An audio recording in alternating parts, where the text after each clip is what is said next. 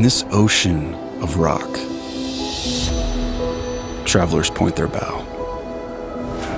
Hordes flock, fixated on desert reverie. Giving chase to a whale they believe is in the stone. So closely, the line between fortune and folly erodes like the very sand upon which it is built, leading me to wonder, what is it that we truly seek?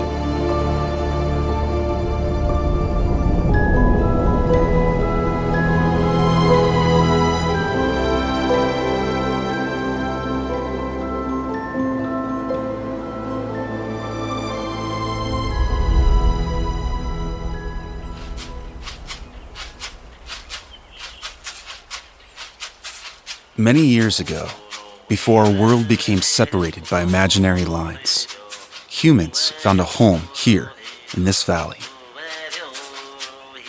To survive in such an environment required living in constant movement, following seasons and sustenance. Indigenous people understood the desert rewards those who heed its rhythm. The Ute Nation has their own word for this, Amanik. Listen to your environment. Be alert to what is around you. Bighorn Mountainbiking is named after the park's most popular resident, the desert bighorn sheep.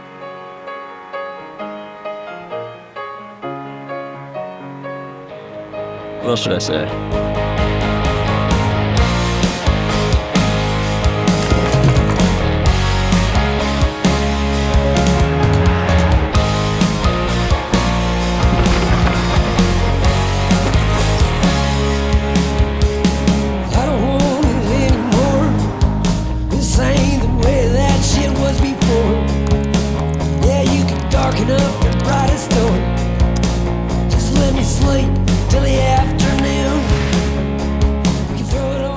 Hello everybody, I'm Kenny. I'm the owner of Bighorn Mountainbiking, which is an outfitter, like bike rentals and a guiding service. I've been a mountain bike guide here since 2017. And before that, I was in the environmental research field in the west coast of Florida. And I liked it because I was out in the field. I was like doing research on a boat. And it was going well for a long time, but I ended up getting promoted a few times, and it just made me sit in a cubicle all day and help them write reports. So I moved up to North Georgia and started working for a mountain bike company that's like up in the woods up there. You know, I found myself basically like, okay, I'm taking this, job where I'm like a store clerk. Like the identity crisis of it was so funny. There's nothing wrong with being a store clerk, but I had worked so hard to be a scientist. But the thing I realized all of a sudden, I was like, I just like this better. It's all about the lifestyle. You're just coming out here to be able to have a job that pays your bills well enough to be able to go ride, to go camp, meet people that are riding and taking trips and stuff like that. It's never much of a betting man. I had met somebody who was camping at the mountain bike place I worked at in Georgia, who was like, yo, you got to go out to Moab and you can work at this bike shop in Moab and you make enough money to be able to travel and hang out. It's only like, a couple months. After working at Moab Cyclery for a couple years, I had a lot of families that were coming into the bike shop and wanting to get bikes up to the state park.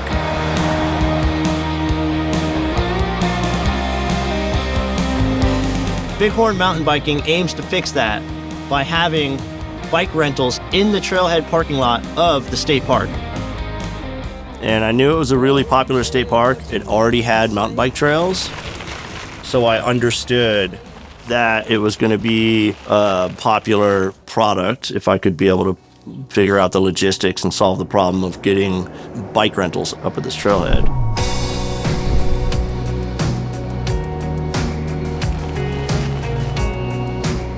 Here is an overview map of the whole area.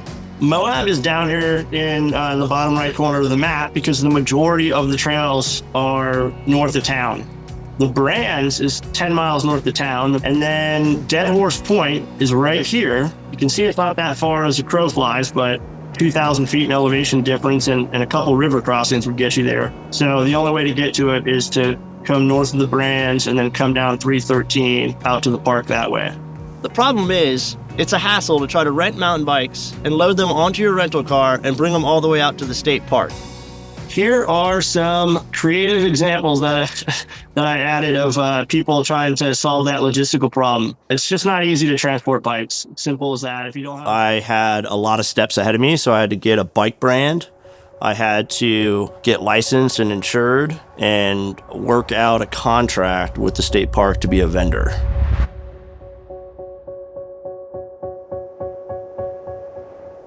As Spanish explorers made their way through the region, a trade route was established, linking Southern California to the Rocky Mountains in New Mexico. Through this commercial connection, natives could acquire horses and tools from the Spanish, paid for by their beautifully crafted woolen goods. Travel along the Old Spanish Trail became so prominent, its path would lay the foundation for the routes we use today. What got me excited and supportive of what you were doing was not like the idea itself. I mean, that was a portion of it, but it was a combination. A main thing was your background, having worked in the bike industry, worked at a shop, and your idea was solving a problem with an existing business. I was probably a week or two into Moab, and I was at a bike shop and started talking with Kenny. I didn't have any friends at the time, so I was like, this could be a friend. You know, it's like kind of as lame as that sounds. Yeah, Rob was like, I just moved here. I'm getting into mountain biking. Would you want to go ride? And I was like, totally. What was interesting is I had already been starting to work on building a business model for this bike shop business idea that I was going to start working on. Sitting down and listening to his background professionally, I was like, whoa, this could be an interesting connection. From an early age, I was interested in the investment industry. I worked on proverbially Wall Street, as you'd say it, for 12 years. I did well. I moved up really quickly. It was really interesting to kind of analyze businesses and industries and talk about them the way I talk about Kenny's business. It's just that Kenny's not a publicly traded billion-dollar company. It's all just kind of a gamble when you're behind a used vehicle for just a couple grand. And I don't really want to spend that much more than that for these vehicles that we just beat. But it's the same kind of thing, like what's the competitive dynamic? What's your industry like? What's your customer like? What is your niche plan on this? This is one of the first things that we do when we buy a new vehicle. Get rid of all this bullshit that has to do with kids. Yeah, it's the same thing, which I liked, intellectual game of back then. And I wanted to get out of that for other reasons, just because it was kind of like, one life to live. And do I want to keep doing that in New York City, which I didn't love? So being able to do that with Kenny to some degree, and obviously a much smaller scale than what I was used to, it was still just as fun and more fun. Rob shows up for parties in just full-blown outfits. It's sad. Everyone compliments me, and then I realize how much better I'd look if I had hair. He wears a wig all the time. Although, you told me. So it was very natural. We would just sit together, drink beers, and kind of solve all these different problems or concerns about what it was going to be like when I actually have to launch my business or what I should do in, this situation. Well, I don't know, maybe it did go a little easier or whatever. I helped you with that loan in the beginning, Absolutely, right? Yeah. And obviously, I've given you a lot of advice, 1 year I just told you signs. I was like, dude, where do you want me to put these fucking signs? And he's like, signs. You need to be seen. Buy signs. He was.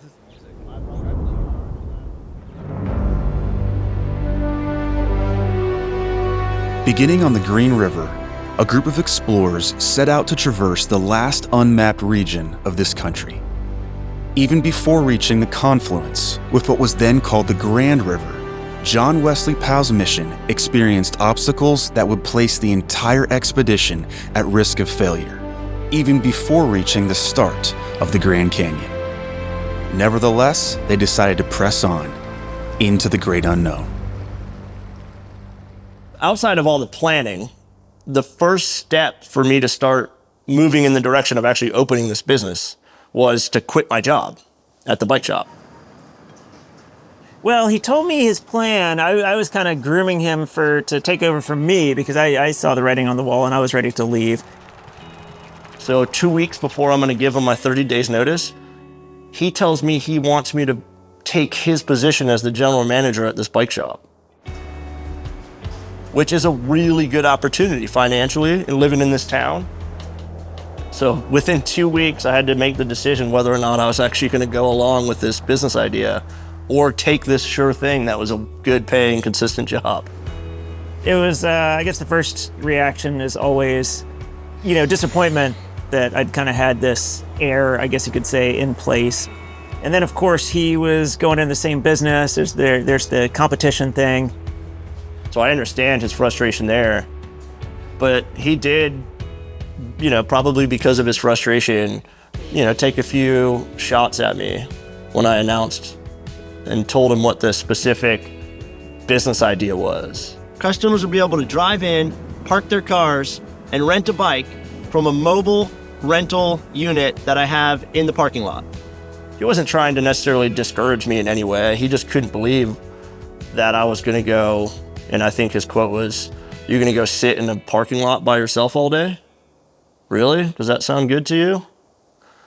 And I was like, "That's what I'm going to do, man." And now, within a day or two, he had changed his tune into supporting my business idea and really just being there for me as a friend. And yeah, he's bounced things off of me. I mean, he's his own guy and he's doing his own work, but I've definitely enjoyed talking things over with him. And I think I've been a bit of a sounding board for Kenny. He's there for me whenever I need to talk to him about stuff, and he totally gets it and is super proud of me. After organizing all the details of starting a business, it was a really interesting thing to have to deal with, where you get an opportunity all of a sudden that is a sure thing that's going to be great for the following year and maybe for years into the future. And then to have to just completely decide to go with all the stuff that you had worked on already and keep moving toward that plan, which is a complete unknown.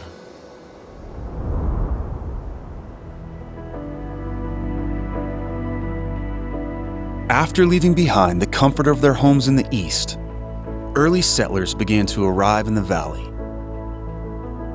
What began as primitive homesteads soon matured into thriving orchards, lush with fruit, and massive ranches for cattle and sheep. With the completion of the railroad, this remote strip of land experienced so much growth, it was finally time to give it a name. Break it on and it's on again. Better get ready to climb back on the land. Come on, man, shake the dust off the roof. Don't yawn and prolong what you got to do. And if you My original launch date was always going to be March 2020. So as I'm talking to the state park about the fact that I'm successfully acquired a Marin dealer contract, as I talk to them about what type of structure or building I'm going to have to put up there, I discover that their timeline isn't matching up with mine. Decided to continue on, give my month's notice to my job, spend 40 grand on bikes, have them start showing up at my house. I'm waiting on the state park to pave this new trailhead parking lot, and get a phone call one day basically after I did all those first steps saying, "We're not going to have the parking lot done this year." So then I'm like, okay, I got to find somewhere else to go, somewhere else to start. I already quit my job. So I found that parking lot across the street from the brands. How'd you find that? I got in my car, drove around, and was like, what's another option? Can we add guac to the bacon burrito, please?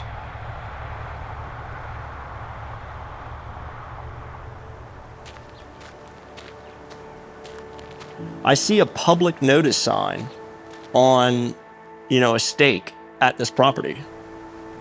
I walk up to the public notice. It says there's going to be a hearing to change this property from cattle grazing to highway commercial.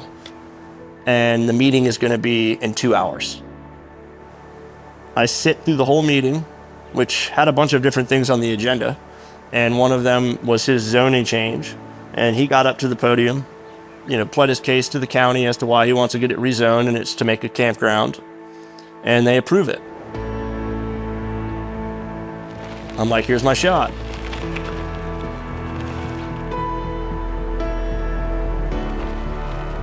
And minutes after this guy just achieved this huge change that's going to allow his business to start, I walked up to him and I said, "Hey, my name's Kenny. Can I rent bikes on your property?" "What are you talking about?" I was like, "I want to rent bikes on your property so they can ride the trails across the street." And he's like, "No." And I was like, "Look, here's my phone number. Here's an advertising deck basically that shows like the type of business I want to run." Like I showed him like pictures of what it would look like and stuff with the rental set up. And he took it. And a couple days later he called me. He's like, "All right, you can do it."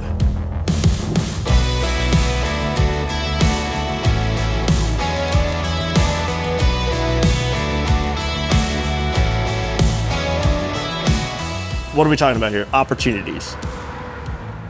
I was lucky to have opportunities to make this work. The only way that luck is going to be in your favor in regards to opportunities is if you're actually in a position to take advantage of the opportunity. Because opportunities are happening to everybody all the time. It's just whether or not you're willing and able to take advantage of the opportunity. I mean, people complain all the time that they don't have opportunities and they don't have any luck. Luck's not on their side. I could have walked up to that public hearing sign and came up with some excuse as to why I can't go meet that guy in 2 hours. And that's what most people do, I think. They just pass up the opportunity. It's like the chances are constantly happening, like repeating in front of you every day. It's just whether or not you're willing to take advantage of stuff and actually pull the trigger.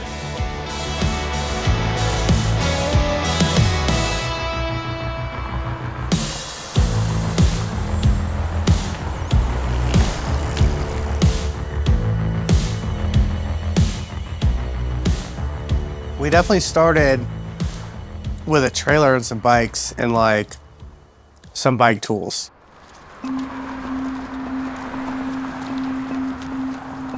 Cars were driving by and I felt like a lemonade stand. It was like embarrassing at the start. Maybe you were a few months in at this point, and there were some guys from the bike shop Kenny used to work at. They were giving him shit. Like, they were giving him a hard time, being like, "Hey, yeah, you renting any bikes? I saw you out there all by yourself. Hey, Kenny, how's life as a parking lot attendant?" I basically had to be completely blind to any type of worry or anxiety when it came to not being able to succeed. It was really cool. It felt like we were like pioneering a new, like forging a new path of like how a bike business can be. Like I was like, ugh. Like my business model that I'm making is putting me out in front of everybody, and basically they can like see if I'm succeeding or not by just driving by. Every morning we'd go out there and sit out there and set up, and then we'd come back to Kenny's house and just clean and work on these bikes in his garage. Bikes, dude.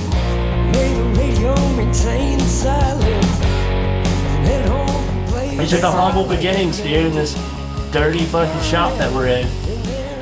You guys were talking and you were in Florida, and you know, it sounds like things maybe weren't going quite your way, and he was trying to provide like a window for you. What did he say to you? He's been telling me to come to Moab for years. When the opportunity kind of arose, he had also started his business.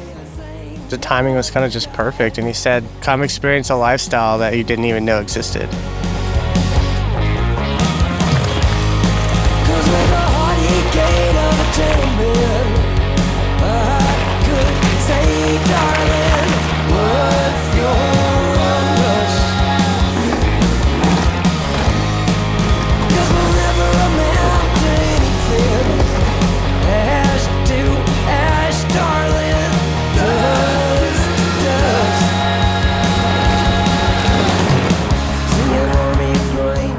Pretty neat being a seasonal kind of guy where you just go to these dream spots at the best times of the year.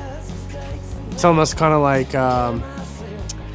you know, I'm just window shopping as a nomad to find out if I can make it there and like, you know, enjoy life a little bit more.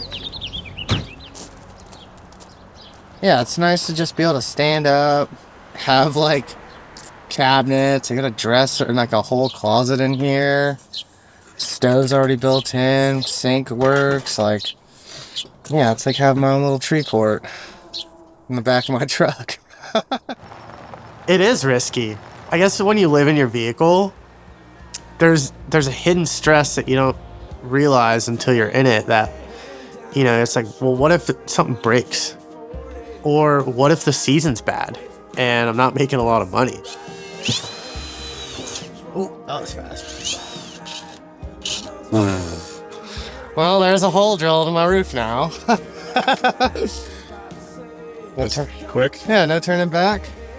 But, you know, what do they say? Like, the greater the risk, the greater the reward, you know? And for me, it's been really rewarding to uproot and not live the normal stabilized life, you know? Gonna take the ferry down to the shore tonight. Drink 40s by night. Waves of pressure felt so right. Everything couldn't change. Won't bring her back tonight. My lungs burn and the air is sweet.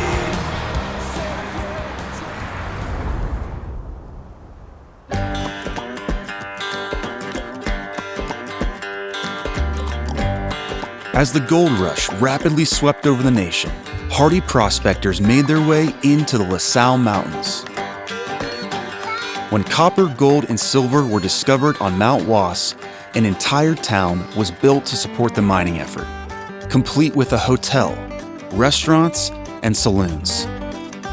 The grandeur, however, was short-lived. Financial panic and dwindling profits closed the operation, and Miners Basin entered history as a ghost town. Back when I was in the investment world, I wanted to start my own hedge fund, and I wanted to call that hedge fund tardigrade. Tardigrade is a tiny micro animal. It can be frozen, it can be boiled, and survive. It survived 5 mass extinctions. It is the most resilient form of life that we know on Earth. What makes strength is not any one thing about you is how strong your muscles are. It's, you know, the resilience and how you can adapt and change to the environment. Kenny had to do a ton of that right from the beginning. He started his business, then COVID hit like a month later and he was shut down. Remember March, no one knew what was going to happen.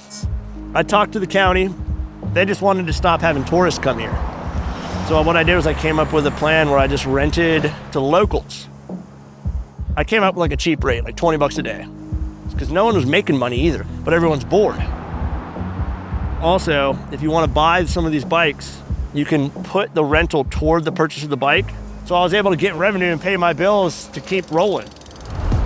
Some people might think that when you start a business, it's like about the idea. And one decision you make is to take a plunge and like then you're done. And if it's a good one, it's gonna work out. And if it's not good, it's not gonna work out. But the reality, it seems to be that you're gonna have 100 decisions. It's a lonely thing when you're starting a business and you have periods that you're not surrounded by friends and family because you're putting the hours in.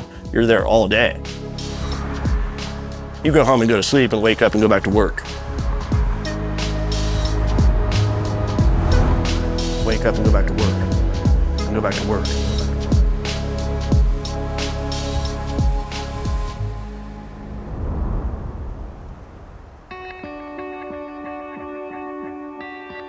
In the 1950s, an out-of-work geologist began drilling samples of rock at Big Indian Wash, an area the Atomic Energy Commission had already classified as uneconomic.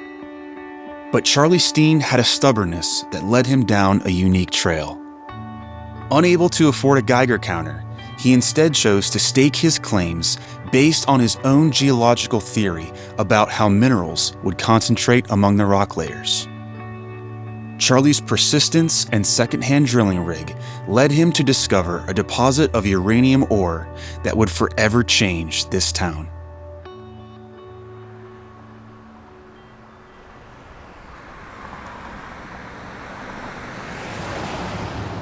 Look at him. Just shitting on my campsite. Ruining my morning commute. Finally, in February of 2021, Dead Horse called me and let me know that they were ready for me to open up the business there. So I ended up getting a building delivered, and at that point, I ended up having 2 locations.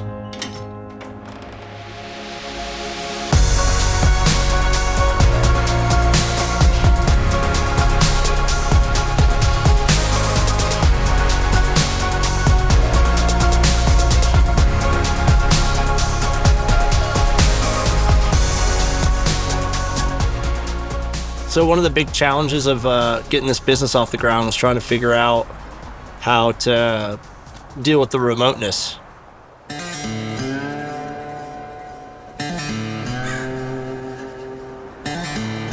This is like 45 minutes out of Moab. And there's no cell service, water, or power.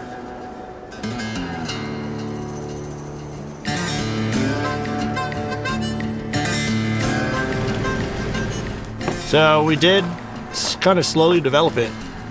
Got things figured out piece by piece. Dome light switch. A little drippy.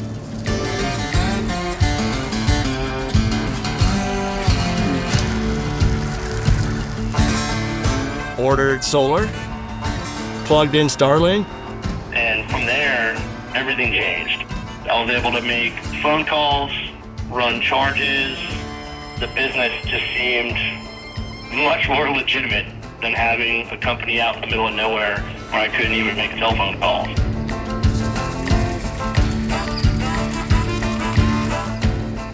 My favorite thing is people roll up with rental bikes from a different bike shop and they'll like fast walk over to us and they'll be like, "There's rentals up here? Are you kidding me?"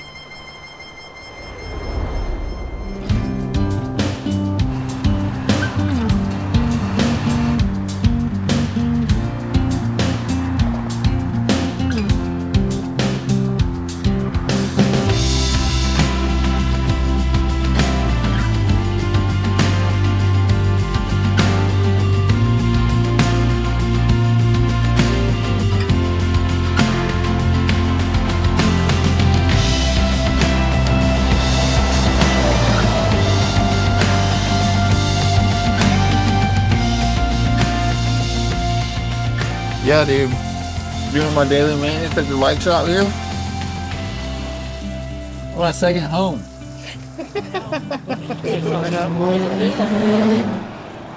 And his ice truck sound like that?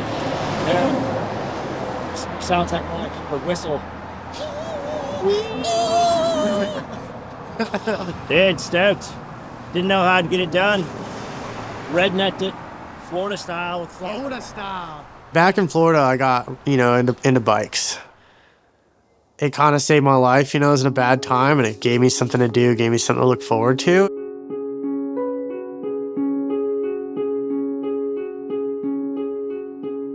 And, I went overseas a couple times.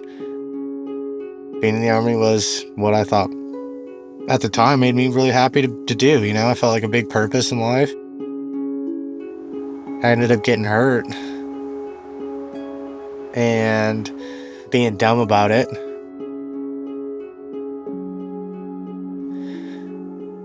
Yeah, I just didn't make the cut anymore.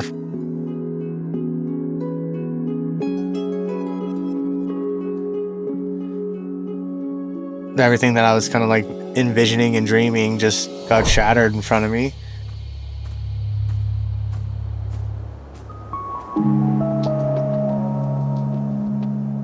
I was like fighting depression off pretty hard, like PTSD is just coming in.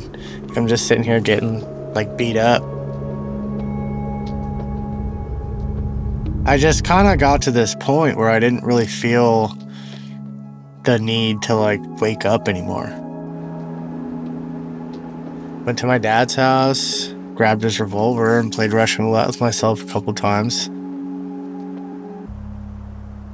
And then just went and cried in my room for a couple hours until I passed out.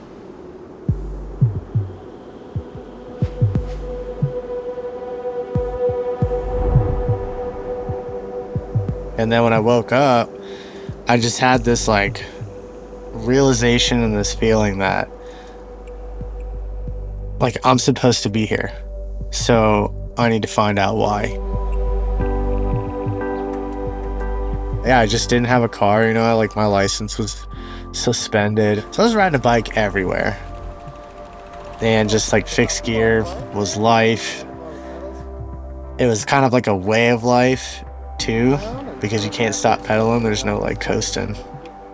Which was like kind of a life motivator. If you're looking at a tree or a big rock you don't want to hit, you're gonna go hit it. As you get over here, you kind of look left, turn, and you follow the route down and just roll down the rock. Watching people go from being scared and really timid on this bike because, you know, a lot of them have never ridden a mountain bike in their life, and then they come to Moab, which is not exactly an easy place to get introduced. You know, a lot of stuff's pretty hectic looking. To them, like 2 hours later, being super stoked, be like, I'm gonna ride down that rock. It's gonna be epic.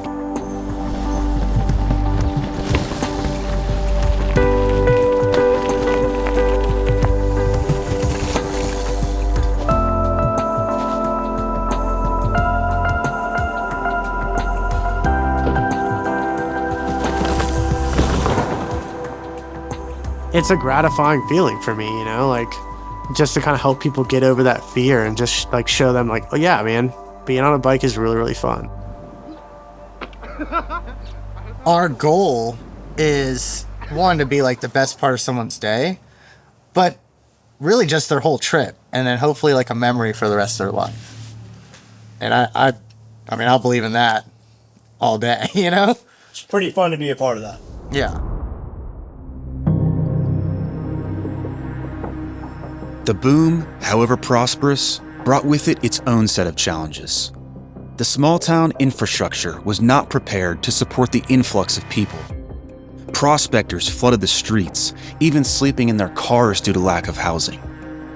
The sewer system and phone lines were filled above capacity. The burden of improved utilities was passed down to local residents, who may not have had stable employment after the government set a cutoff date for the purchase of uranium. Change was on the horizon.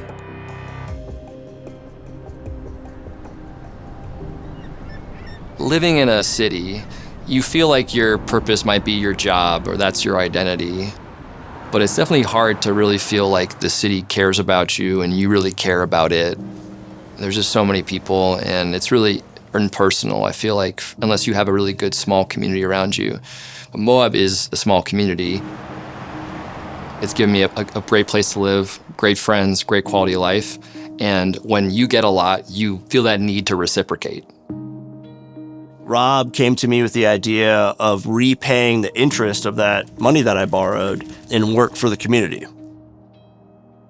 So this is the box of parts I have for that program that Rob and I work on together, where I fix up used, kind of dilapidated bikes and donate them to the Multicultural Center so people have transportation in town. Keep track of the amount of time, the amount of money I'm putting into these bikes, and that ended up being the interest for the money that I borrowed. The outcome of that was way more interesting to me than getting an extra, few $100 here and there every quarter for an interest payment. So I started thinking, wow, like what could the world be like if, more people did kind of something like this, which is there's lots of people out there that have enough money that they don't need to keep making more of it. And there's lots of businesses out there that need loans. And, what if people stopped trying to make that little bit of extra and thought what else they could do with it? I think that the way Rob has met people in town has been calculated, but it wasn't like a disingenuous style of meeting people. You just knew, I'm gonna meet people, and the people who I choose to hang out with, I'm gonna do it on purpose. I am still very interested to meet anyone who lives in Moab. I wanna know everybody in this town and see how I can connect people and help out and be a useful person.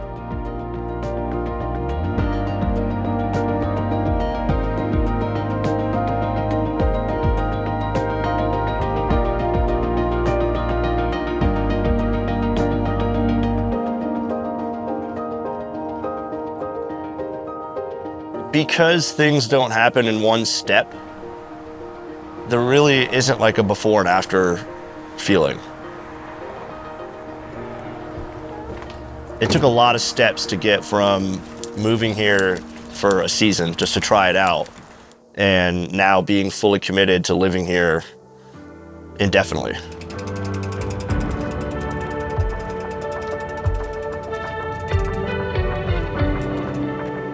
Moving on to a different town obviously isn't possible for me now, but I don't really want to. I don't have the desire to keep looking for the next cool place because I feel like I found it.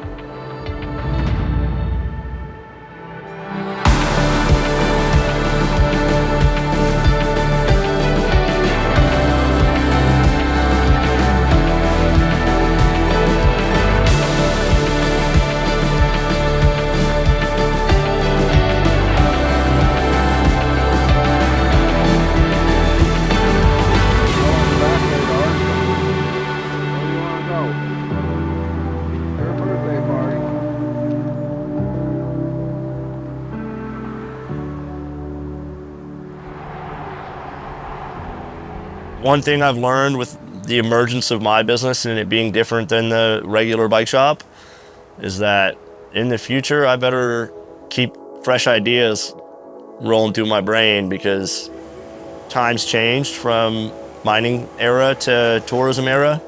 And now within the tourism era, times are changing.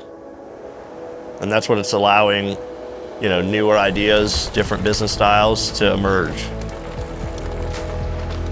And, there's nothing that anybody could do to stop it. When I quit the investment world, the criticism I got was, well, what are you gonna do with your time? As if that was an insight to me, like, oh my gosh, you're right. I guess I'm gonna have to think about how to spend my time as opposed to just spending my time the way other people are telling me to spend my time at this job.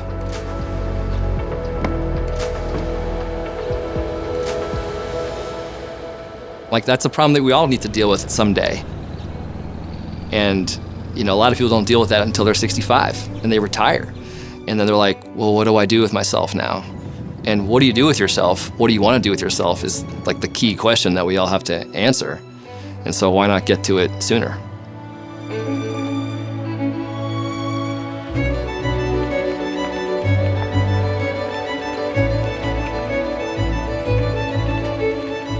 There's Moby Dick, the whale-shaped rock. And, a lot of people ask me, what's my favorite trail out here? And it's usually a hard answer, but that's where Ahab is at. We go around this big whale rock and then blast down through this gnarly technical stuff. It's cool taking a step back to look at this natural creation here that we've just made part of our home.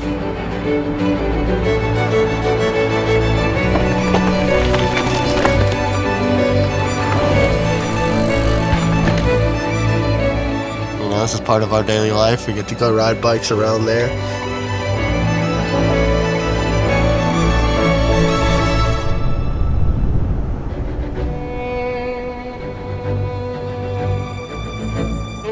I think it's pretty amazing, something to be grateful for.